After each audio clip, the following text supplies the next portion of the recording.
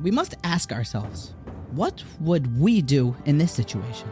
We are now in front of the Yam Suf, and the Egyptians are storming towards us. They are bloodthirsty, and they are out for revenge. We have nowhere to go. We are standing in front of these stormy seas, the violent waves crashing upon shore. What to do now? And the Gemara fills us in about the details. If you looked in one direction, Moshe Rabbeinu was in his Talisonsville, and he was standing there, and he was praying, and he was davening to Hashem.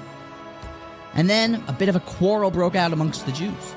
Gemara has two different opinions as to how it went, but the ultimate resolution is such that according to Rabbi Yehuda, like Hachayamaisa, what actually happened, what transpired was, Elazeh Oimer, Ein Ani Yored Tchila. It was a big board meeting that was called from the Jews.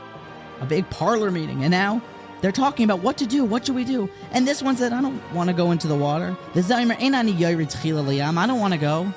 And then there was another group of people, a guy named Moshe, a guy named Yanki, and a guy named Nachman, and they were all hanging out, and they were saying, hey, anybody want to make history? What should we do? Should we jump in? Or maybe we should turn around and fight? And then all of a sudden, Nachman said, I'm going to do it. You know the story. And then Nachman ben Aminadav, he stood up, and Nachman walked towards the water, and then, yes, his name wasn't Nachman, his older brother Nachshon stood up and jumped into the water.